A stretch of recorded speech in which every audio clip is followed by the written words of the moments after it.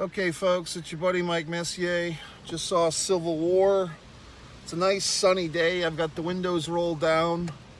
We might have some wind, so bear with me. What if you actually had a bear with you, like a real live bear, and you said bear with me? Okay, Civil War, Kirsten Dunst, a bunch of other actors, some familiar faces. Good movie, worth seeing. Probably give it 4.25 out of 5. Should you go see it? I think you should. I would say across the board, people can see this movie. It's an important film. It's timely. It's about the U.S. going to war with itself in modern times, and kind of an alternate future, well, or even alternate present. And if you've been following things for a while, you might have seen that Texas, every once in a while, you'll hear a hiccup of information that Texas is wanting to secede from the Union. And guess what, folks? These things happen. Would these birds shut the fuck up? God, we're seagulls. Whoa, who gives a fuck? Anyway, every once in a while, you hear about Texas wanting to secede, blah, blah, blah. And, a few other states like Florida that I'm in from time to time seem like they might jump on that party wagon. And you have things like the border and abortion and all these topical topics that divide people and are divisive and cause Twitter hashtags OMG. And all these things could, if you had told some asshole 15 years ago that the movie Idiocracy would seem like a documentary in 15 years, they probably would have slapped you silly and called you a funny guy. But now that wouldn't seem so unusual. As a matter of fact, during the pandemic era, I guess 2020, 2021, I finally got around to watching the comedy Idiocracy. Had never seen it before. Actually paid real live money on Amazon Prime to watch it, $3 or $4, whatever it was. And I didn't really laugh a whole lot, because by the time I got around to seeing it, it wasn't a comedy. It was a haunting reminder of things that have come to be.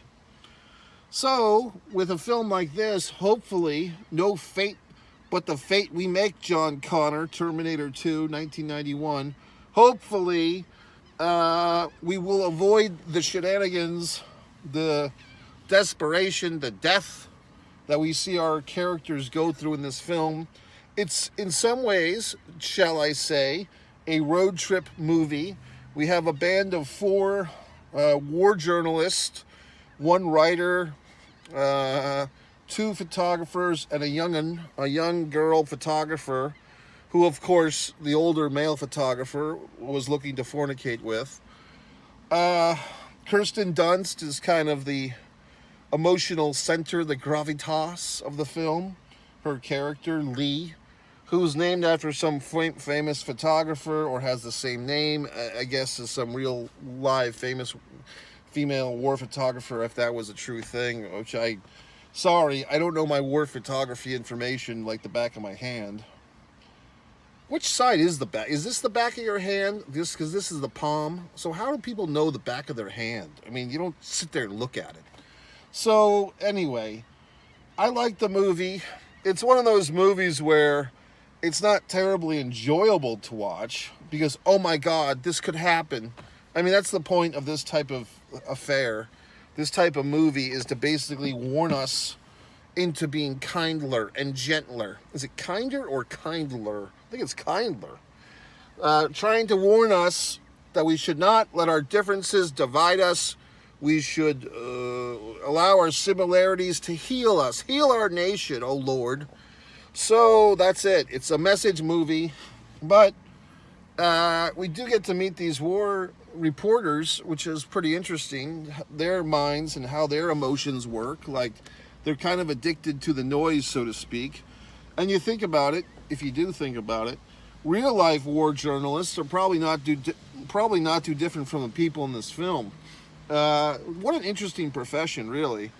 Because if you think about all the atrocities we've seen in war, with photography, with video, Someone's taking those pictures, someone's taking that video, and they're pretty close to the action, right? So, you know, I suppose, or I guess, or whatever, that war journalists, press is supposed to have clemency in these times of conflict.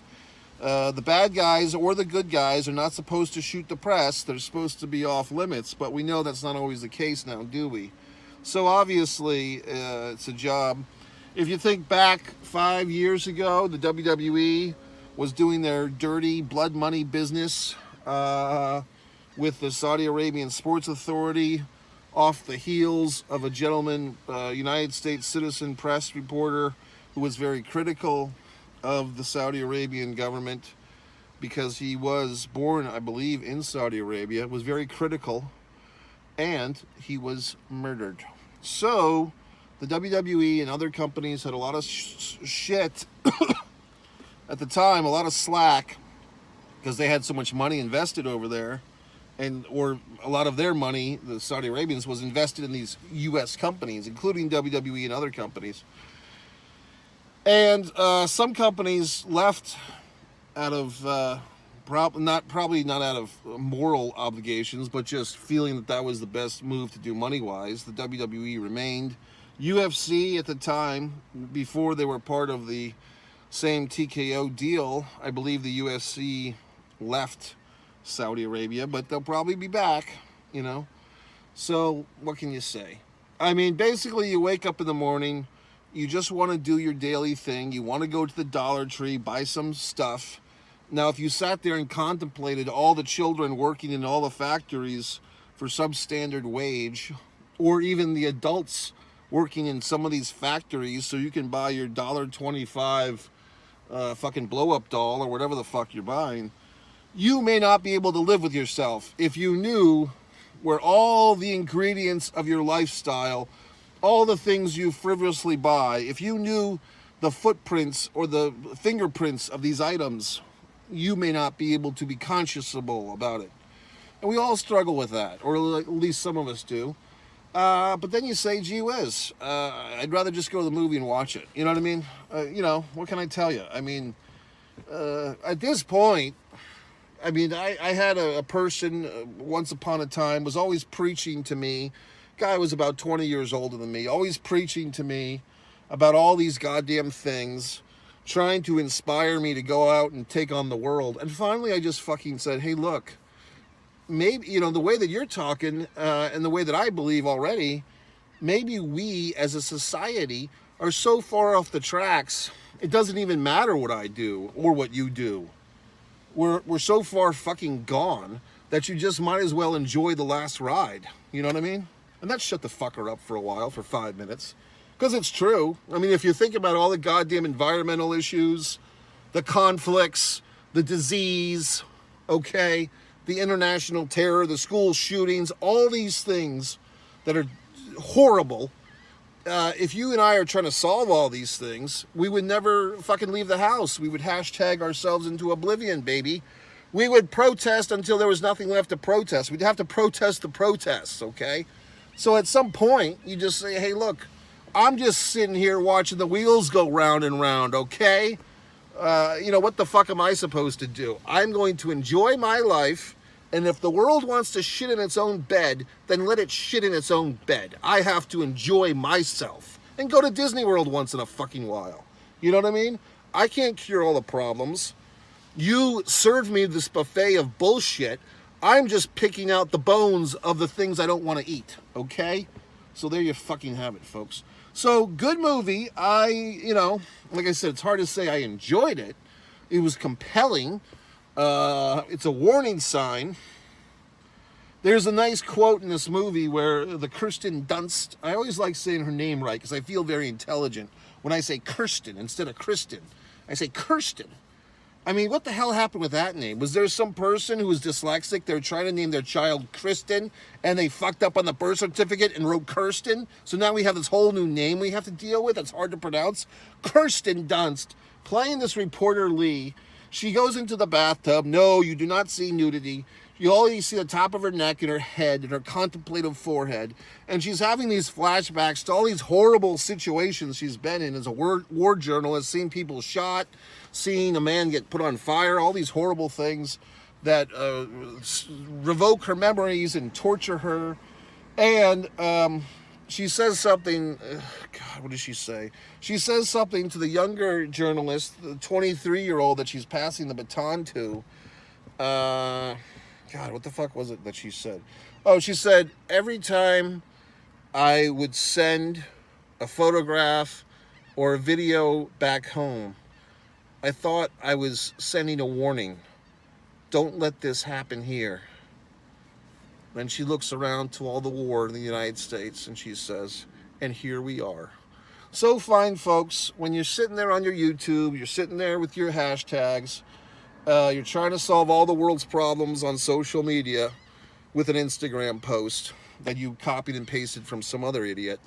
Just remember Lee's words and just, think about the fact that here in the good old USA or whatever country you're sitting in comfortably, if you are comfortable, you can enjoy your freedom more or less. You can enjoy your privacy more or less.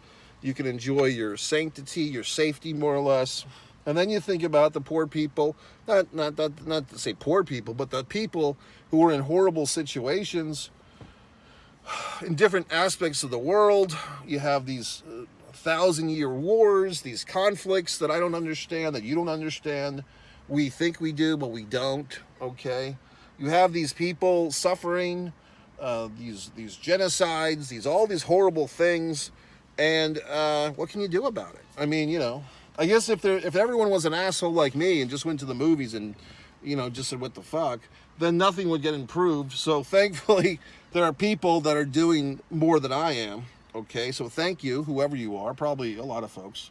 But at least I'm aware of it. At least I'm aware of my own insignificance. I'm just here to entertain you, fine folks. So I'm just doing my part. What else? I don't know. It's one of those movies where, yes, it's not going to give you you're not going to feel light as a feather coming out of this thing. Real situations, and quite honestly, we're not that far removed from the things happening in this film. And if you really think about it, the actual Civil War, the war between the states, as those in the South might say, the war of northern aggression, we're not that far removed from that. Less than, let's say, 1860 to 1864, was that correct? And what is it now? 2024, so 150 years ago? That's not that long. So what can you do?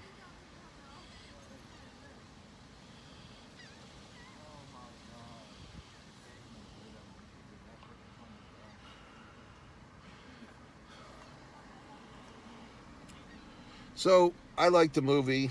I mean, I respect the movie. Yes, it's for what it is, and I think there's been a few movies like this before.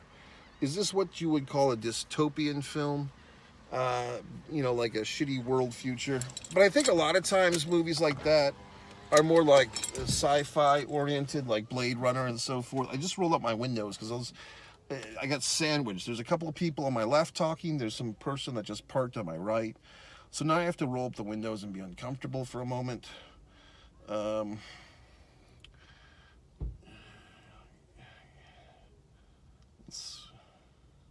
know what the worst thing is? I mean, it's not the worst thing. There's things that are worse.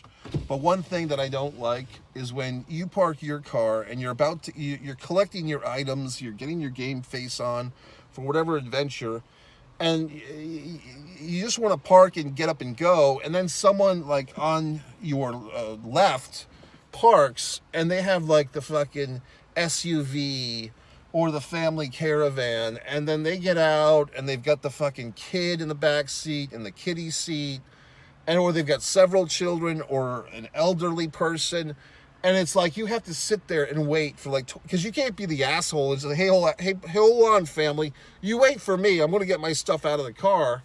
You have to wait for them now, and it's always longer than it should be. It's always some fucking roll. Now, luckily, I'm not in that situation right now. But I was just thinking about it, the inconveniences I go through. Okay, folks, so yes, go see Civil War. I saw in Dolby Digital, wonderful. You're thinking, how can we get in touch with this guy, Mike Messier? How can we buy his books? How can we stand him on social? How can we buy his artwork? Go to MikeMessier.com, MikeMessier.com.